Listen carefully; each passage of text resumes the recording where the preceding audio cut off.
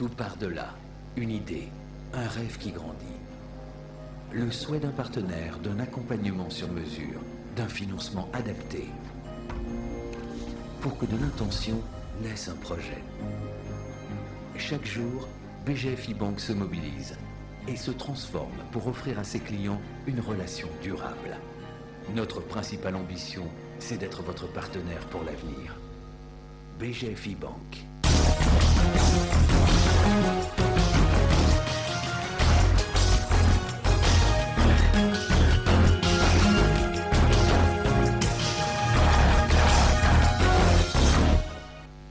À partir de demain, jeudi 17 octobre 2019, vous allez constater quelques perturbations dans la fourniture du courant électrique à Kinshasa et ce pendant 11 jours. Vous allez poser la question pourquoi. La raison est simple. Le groupe G27 du barrage Inga 2 sera mis à l'arrêt pour quelques travaux. Les agents de la Congolaise de voies maritimes CVM vont bientôt retrouver le chemin de leur bureau. Les travaux tripartites pour mettre fin à la grève touchent à sa fin. Parmi les recommandations figure l'achat d'une nouvelle drague pour permettre à la CVM de fonctionner normalement. Le monde entier célèbre le 16 octobre de chaque année la journée mondiale de l'alimentation. Agir pour avenir, une alimentation saine pour un monde faim zéro, c'est le thème choisi cette année. Voilà pour les titres, mesdames et messieurs. Bonsoir et très heureuse de vous retrouver à travers cette grande édition d'information sur la chaîne nationale. Lutte contre la pauvreté et les inégalités en République démocratique du Congo. Eh bien, le président de la République, Félix-Antoine Tshisekedi Tshilombo, en fait son cheval de bataille et vient de lancer officiellement son programme accéléré de lutte contre ces deux fléaux. Le président de la République est donc déterminé à apporter un nouveau souffle dans la réduction de la pauvreté. Regardez. Devant les élus du peuple, les membres du gouvernement, les partenaires sociaux, la population de Kimwenza et des environs, Félix-Antoine Tshisekedi est revenu sur sa vision d'un nouveau départ du Congo, thème exploité tout au long de la campagne électorale. Il a été sidéré de constater que durant 27 ans, les progrès pour abolir la pauvreté et réduire les inégalités se faisaient encore attendre. L'extrême et sévère pauvreté ne faisait qu'empirer aussi bien dans les milieux ruraux qu'urbains. À l'aide des statistiques bien maîtrisées et des exemples récoltés dans l'arrière-pays, le chef de l'État a dénoncé, pour illustration, l'insuffisance en eau potable et l'électricité à travers la RDC. Pourtant, avec des terres arables, des minéraux et autres ressources naturelles, on parlerait plutôt de la pauvreté au passé. De là à se poser la question de comment un pays immensement riche, sa population peut-elle être si sévèrement pauvre. Ainsi, le président Félix-Antoine Tshisekedi a-t-il pris la ferme résolution de résoudre ces paradoxes. J'ai donc pris la ferme résolution de combattre ce paradoxe avec les moyens que peut générer notre pays et avec l'appui des amis de la République démocratique du Congo. Ma détermination est ferme. Mais le succès ne sera au rendez-vous qu'avec l'implication de tous mes compatriotes, au-delà des clivages politiques. C'est pourquoi je vais engager le pays dans des réformes de grande envergure, partant de la refondation de l'État avec la justice comme épicentre jusqu'au secteur de la vie nationale. La lutte contre les antivaleurs, notamment la corruption, le détournement des deniers publics, la fraude fiscale, la contrebande, le tribalisme, sera acharnée. Tous les moyens seront mis en œuvre pour que toutes les recettes de l'État soient canalisées vers le trésor public.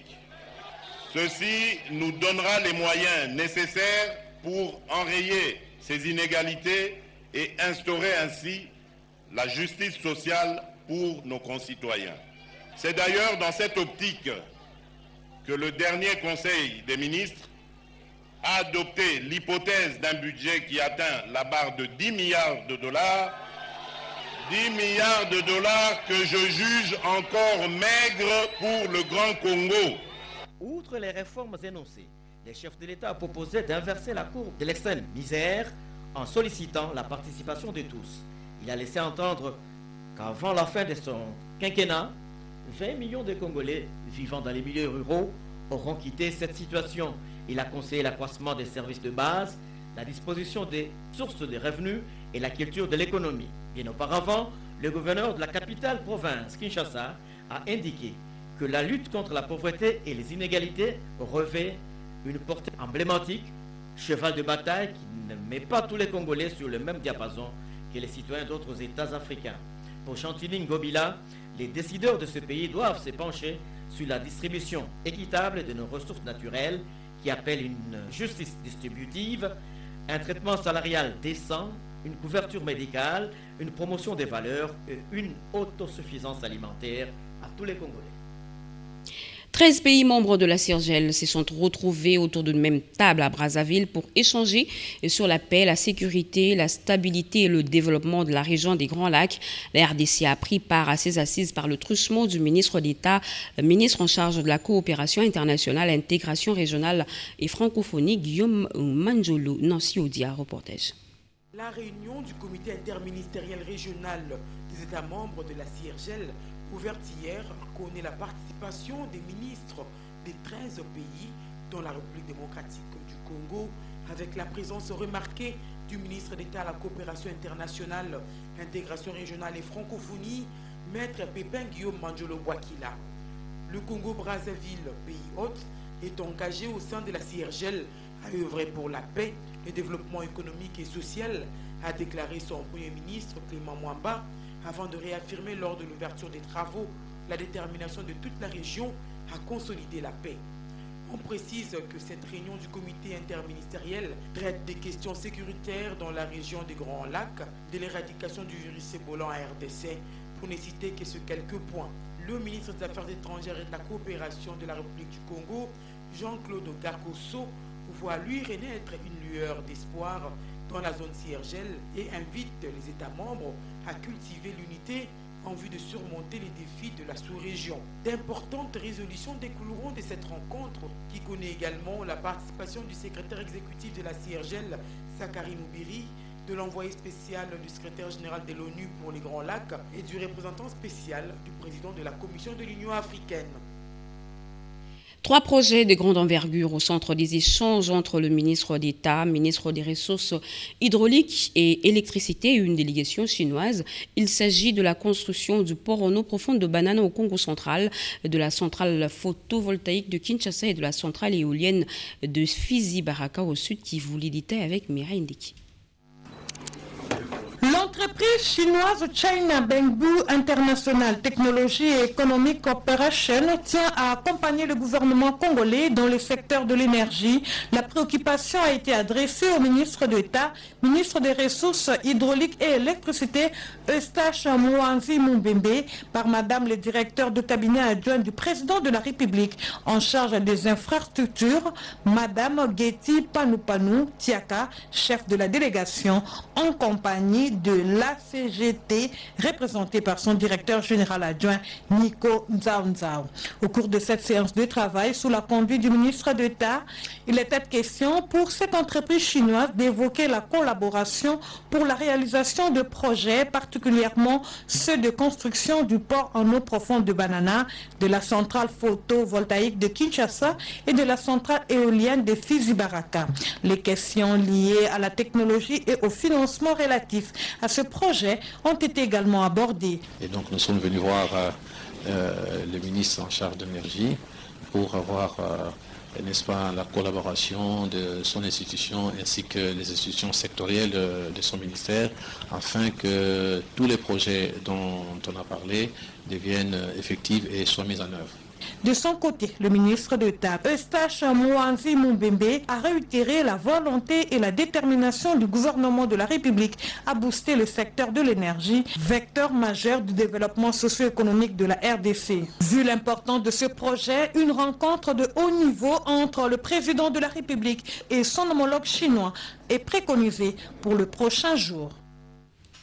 La RDC s'aligne désormais parmi les premiers pays subsahariens à offrir les soins de qualité, le soin de santé de qualité, et bien les premières interventions chirurgicales orthopédiques de remplacement des genoux et hanches par des prothèses ont connu un franc succès, une belle expérience partagée avec les spécialistes des différentes formations médicales du pays et de la République du Congo-Brazzaville. Yvette Makuntima et Moki Malouma ont signé ce reportage.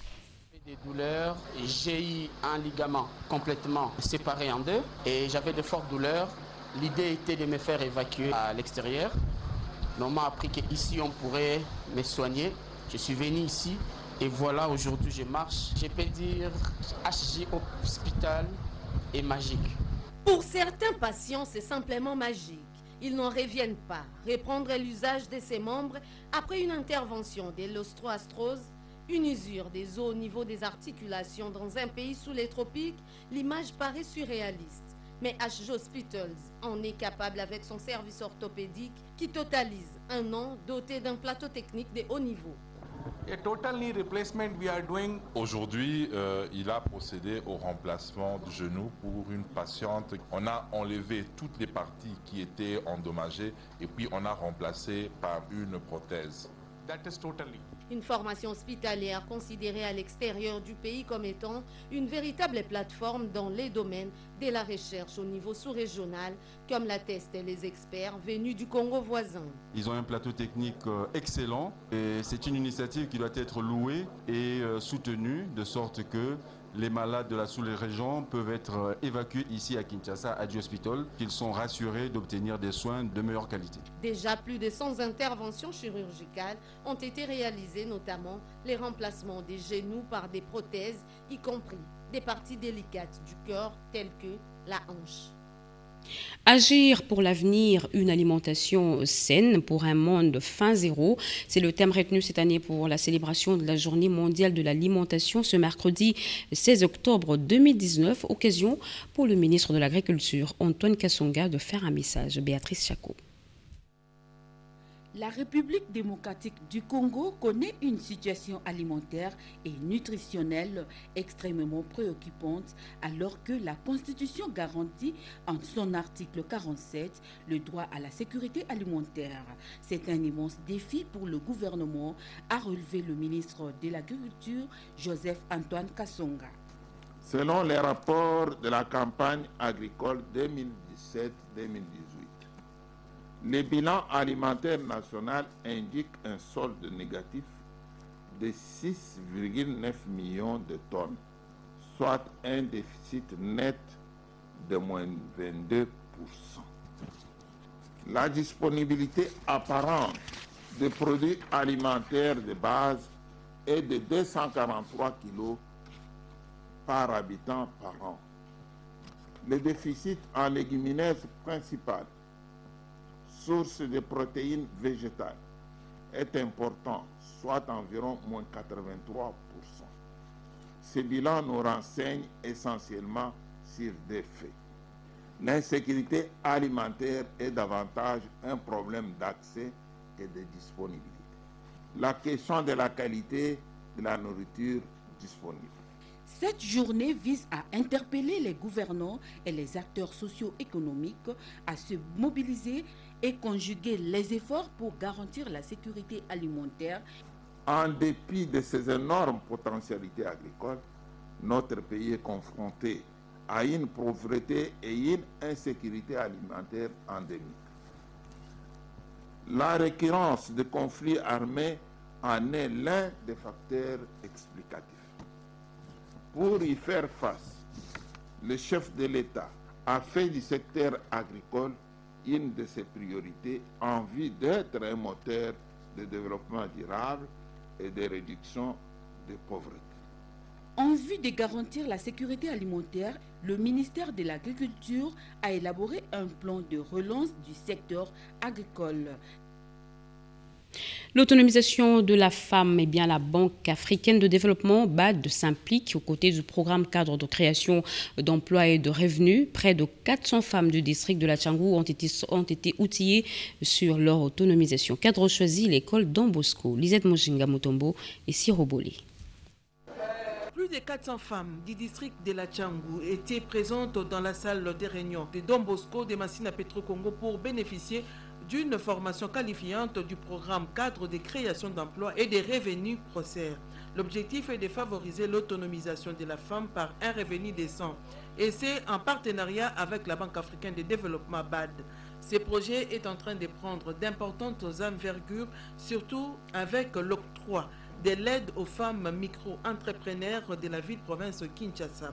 Le coordonnateur du PROCER, le professeur Paul Okomba Wechisambi, a donné l'importance de ce projet qui est dans sa phase exécutoire dans les communes d'Endjili, Kimbaseke, Massina, Maluku et Nsele. Il y a 800 femmes de ce district qui vont bénéficier de l'appui de la BAD. Et donc cet appui commence toujours par la formation. Là, nous avons réalisé l'activité de formation. Et il va y avoir encore une autre activité de formation. Et quand on aura terminé avec la formation, on va passer à la remise des aides proprement. Notons que le programme cadre de création d'emplois et des revenus a pour mission d'assurer le plein emploi sur l'ensemble du territoire, la réduction de la pauvreté et une croissance économique plus forte. Le gouvernement congolais vient d'élaborer un nouveau document politique et scientifique de la RDC afin de permettre aux chercheurs d'imprimer leurs documents. Ce manuel a été présenté à toute la crème intellectuelle congolaise par le ministre de la Recherche scientifique, Éric Abamba. Commentaire. Ces documents que le travail des experts nationaux et internationaux sous le financement de l'UNESCO doit servir de feuille de route dans les différents domaines de recherche en République démocratique du Congo. La cérémonie y afférente a été présidée par le ministre de la Recherche scientifique et innovation technologique, José Panda Kabangu, ayant un regard objectif dans son secteur pour affirmer le système national de la recherche scientifique confronté à diverses contraintes majeures. José Panda s'est dit confiant. J'encourage tous les experts nationaux et internationaux qui prennent part à ces assises de restitution à faire montre d'une participation active aux travaux. Je tiens à leur rassurer que je suivrai de près les 10 travaux ainsi que l'atelier final de validation du document qui, j'ose croire, sera convoqué dans un avenir proche. Ainsi, je déclare ouverte la cérémonie de restitution du document de politique scientifique nationale de la République démocratique du Congo. Je vous remercie. Cette détermination du ministre José Panda fait suite à la vision du chef de l'État Félix Antoine Tshisekedi Tshilombo qui tient à relever les nombreux défis de développement et la volonté ferme du Premier ministre Ilunga Ilunkamba d'avoir une attention particulière à la recherche scientifique et innovation technologique. Comment évolue le projet Jardin des Morts et la délocalisation des camps militaires? Le ministre de l'Aménagement du Territoire, Agé Matembo, veut en avoir le cœur net.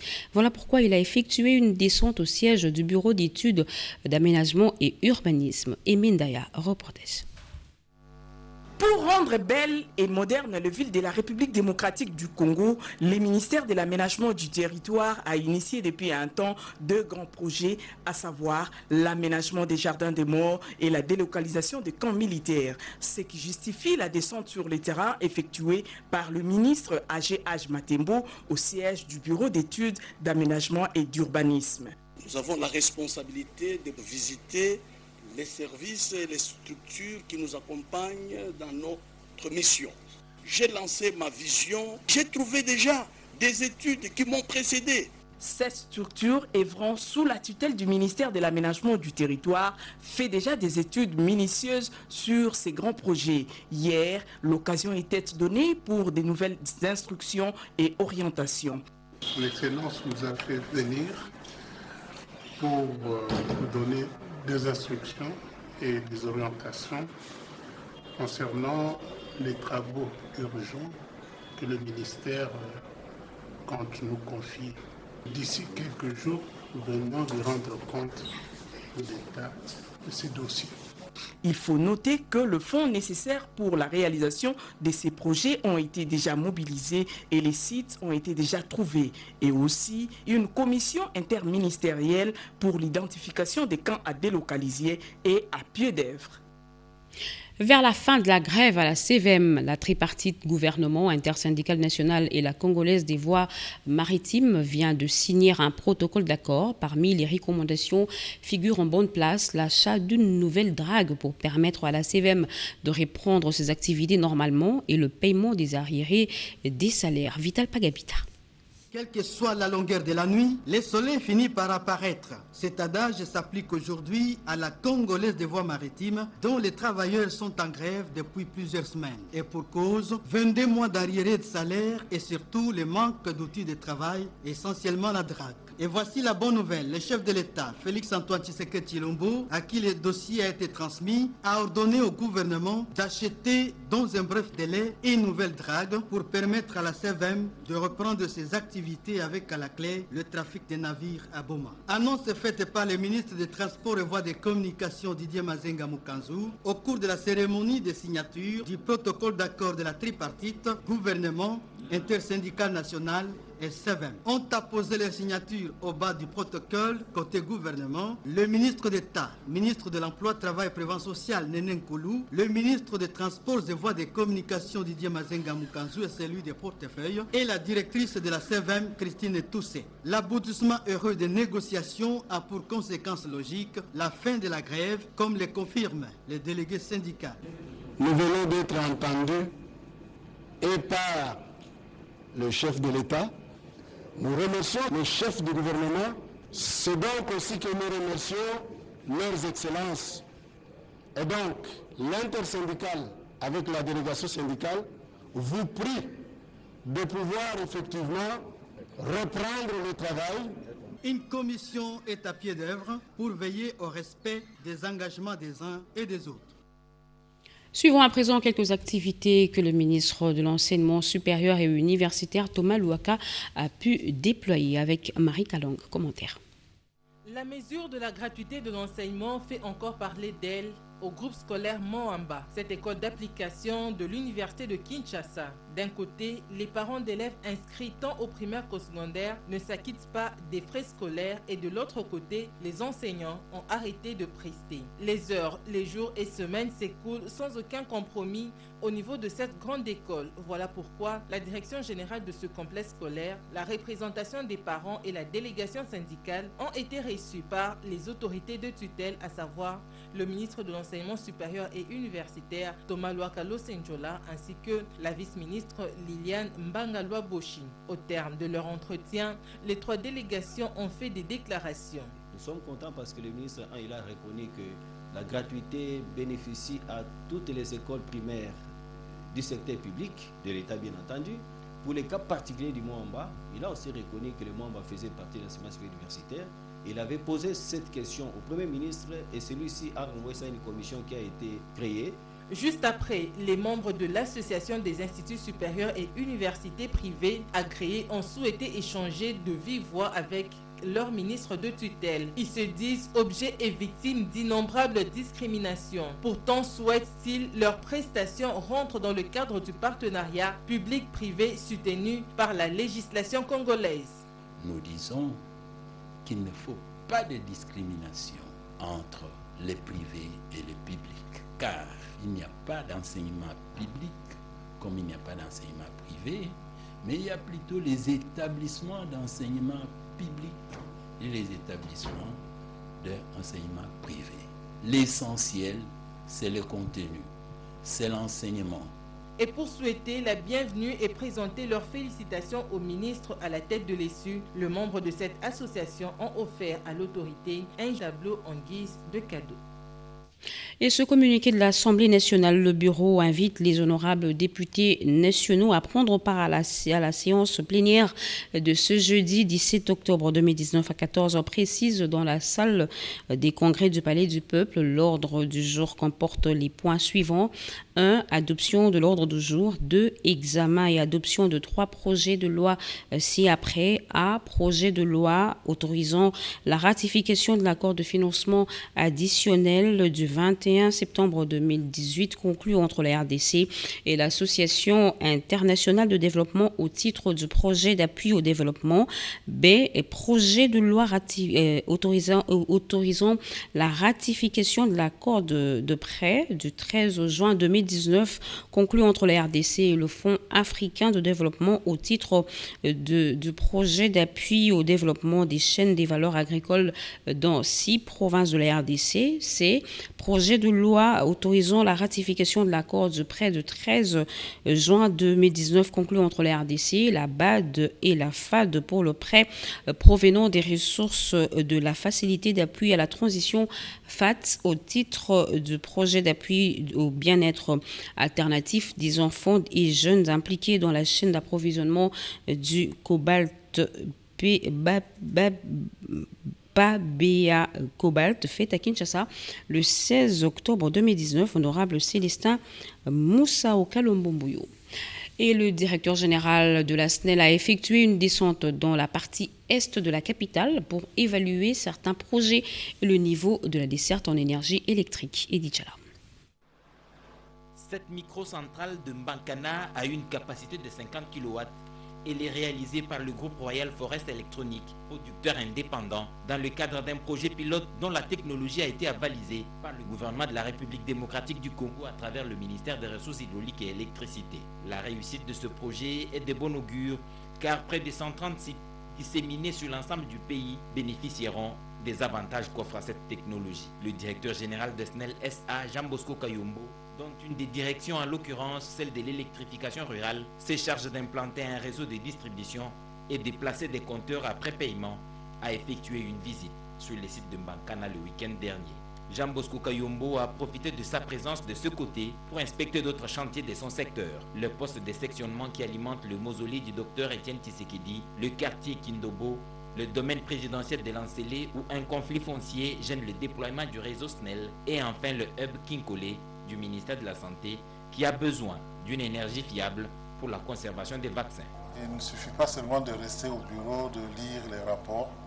Il faut de temps en temps aller sur le terrain et voir ce qui se passe réellement.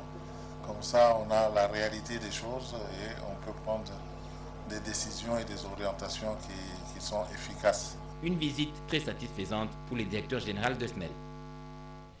Nous vous l'avions dit à la vitrine de ce journal, le groupe G27 du barrage Inga 2 sera mis à l'arrêt dès demain, 17 octobre 2019, et ce pour une durée de 11 jours. Et une situation qui va sans nul doute perturber la fourniture en énergie électrique à Kinshasa.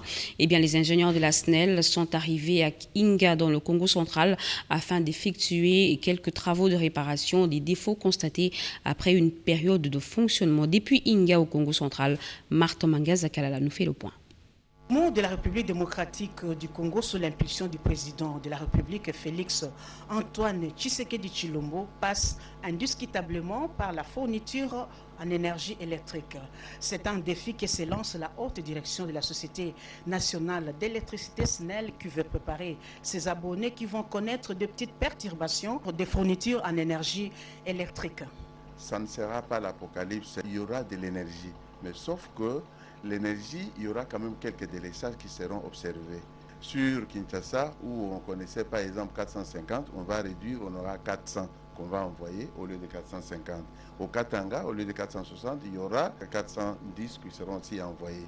Mais en même temps, le reste maintenant de cette énergie qui était produite par G27, on va avoir à peu près 50 MW qui seront répartis sur le Congo central, Bandundu et aussi les cataractes. Une chose est certaine, ces travaux consistent à la réparation des défauts constatés après une année de fonctionnement du G27.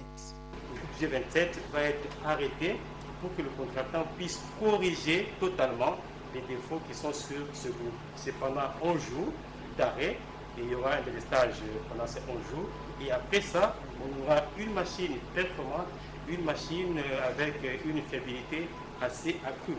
En attendant, les experts sont à pied d'œuvre et le travail des titans s'abat pour la grande satisfaction des abonnés de la SNEL. Parmi les travaux qui vont se faire pendant l'arrêt de ce groupe, c'est notamment le remplacement des balais par des balais d'une dureté assez grande et puis modifier la grille qui est placée sur le piquage d'eau brute pour empêcher le colmatage qui se fait rapidement.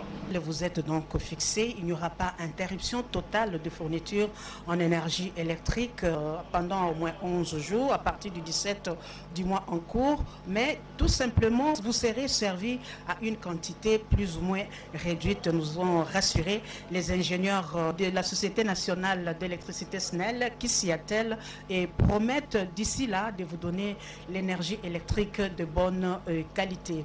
C'était là Tony Djouma, Marthe Gaza depuis les barrages d'Inga pour la RTNC. Les finalistes de l'examen d'État édition 2018-2019 du Congo central des différentes options viennent de bénéficier des bourses d'études dénommées Joseph Kasavubu, un don qui porte la signature de l'honorable sénateur Roger Mwaka afin d'inciter ces jeunes étudiants à copier Kasavubu, un modèle qui était un homme de paix, de valeurs irréprochables et de rationalité dans la gestion. Monique Mavungo. 6 lauréats finalistes du secondaire édition 2018-2019 ayant distingué dans diverses sections et options dans le Congo central viennent de bénéficier des bourses d'études Joseph Kasavubu, dont d'un digne fils du terroir en la personne du sénateur Roger Mwaka, président national du mouvement chrétien pour la solidarité et la démocratie MCS2. L'impact significatif de cette bourse Joseph Kasavubu selon son auteur et que cette jeunesse puisse copier le modèle de l'ancien président de la République démocratique du Congo qui était un symbole de paix, de valeurs morales irréprochables et de rationalité dans la gestion. D'aucuns s'interrogent sur le nom et le bien fondé de cette bourse d'études. En effet, devant la nécessité de promouvoir des valeurs morales incarnées par un compatriote, Joseph Kasavubu, aujourd'hui connu par toute personne qui vise le développement intégral de la communauté nationale, j'ai pris l'initiative de créer une bourse d'études. C'était un motif de satisfaction pour les bénéficiaires. Ces bourses ont été remises en présence de plusieurs autorités politico-administratives de la province, dont le ministre provincial de l'Éducation, des cadres du parti MCS2. Et le ministre de l'Enseignement supérieur et universitaire Thomas Louaka a procédé hier au lancement officiel de la rentrée académique 2019-2020 sur toute l'étendue du territoire national. Et l'Institut supérieur technologique de Kinshasa n'est pas resté de marbre. Il a obéi au mot d'ordre du ministre en lançant ses activités académiques cette année. Et Edith Chala nous en parle. La rentrée académique est intervenue hier 15 octobre sur l'ensemble du territoire national. À l'Institut supérieur technologique de Kinshasa ISTK, il y a eu aussi rentrée le même 15 octobre. Dans son discours d'ouverture, le directeur général de l'ISTK, le professeur Kandanda Mwele, a donné la spécificité de son institut. À l'ISTK, nous voulons pour la nouvelle année académique 2019-2020 des enseignements de qualité essentiellement basés sur l'approche par compétences. La nouvelle année académique qui débute ce jour, je l'ai instruit sous les thèmes du changement pour la croissance dans le travail et l'unité. Les différents mots-clés contenus dans notre thème de l'année académique demeurent le changement, la croissance, le travail et l'unité. Au regard des capacités dont fait montre les diplômés de l'ISTK, le nombre d'étudiants ne cesse de croître. Nous avons les arts et métiers, là nous avons deux orientations, la coupe et couture et le modélisme. Nous avons aussi les techniques médicales, l'hospitalière, l'imagerie médicale et les techniques de laboratoire.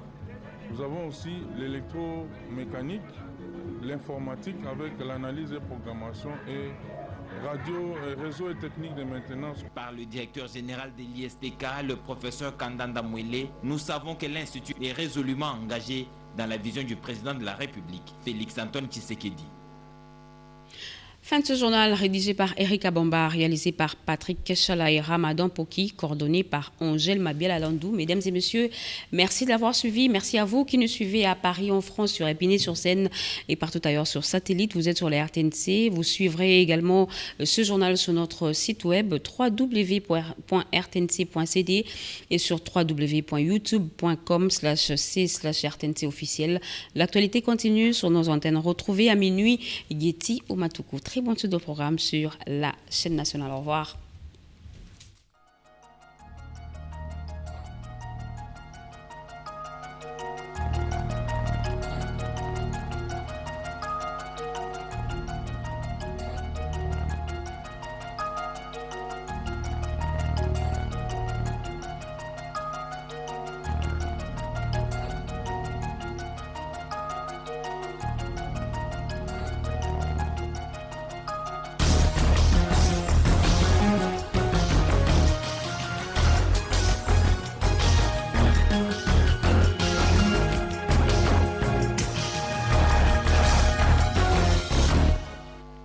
Tout part de là, une idée, un rêve qui grandit. Le souhait d'un partenaire, d'un accompagnement sur mesure, d'un financement adapté. Pour que de l'intention naisse un projet. Chaque jour, BGF e-Bank se mobilise et se transforme pour offrir à ses clients une relation durable. Notre principale ambition, c'est d'être votre partenaire pour l'avenir. BGF e-Bank.